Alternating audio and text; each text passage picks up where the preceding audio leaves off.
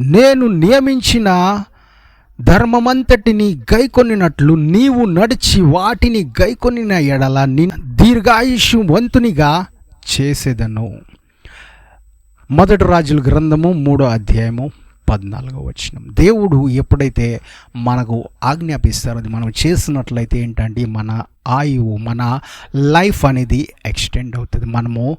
మన ఆయుష్ అనేది పెరుగుతుందంట. ఎందుకంటే యేసు ప్రభు మార్గమై ఉన్నారు, సత్యమై ఉన్నారు, జీవమై ఉన్నారు. ఆయన నిత్య జీవాన్ని మనకు అనుగ్రహిస్తున్నారు, నిత్య జీవం వైపు నడిపిస్తున్నారు. కాబట్టి మనము ఆయన వాక్యానుసారంగా మనం జీవించినట్లయితే, వాక్యాన్ని విని గైకొన్నట్లయితే దేవుడు మనకు దీర్ఘాయువు ఇస్తారండి. ఈ లోకంలో ఎన్నో ఎక్సర్సైజులు, ఎన్నో జాగింగ్లు, ఎన్నో మందులు, ఎన్నో ట్యాబ్లెట్లు, ఎన్నో తిండులు తింటూ ఉన్నా అది వారికి హాని చేస్తుందేమో కానీ మన దేవుని సన్నిధికి వచ్చినప్పుడు ఆయన ప్రణాళికల చెప్పులను మనం నడిచినట్లయితే, ఆయన వాక్యానుసారంగా మనం జీవించినట్లయితే అది హాని చేయదు కానీ మన ఆయుష్ని అది పెంచుతుంది, మన సంతోషాన్ని పెంచుతుందండి, మన సమాధానాన్ని పెంచుతుంది. కాబట్టి మనము ఆ వాక్యమై ఉన్న దేవుడిని, మార్గం, సత్యం, జీవమై ఉన్న దేవుడిని మనము వెంబడిస్తామండి.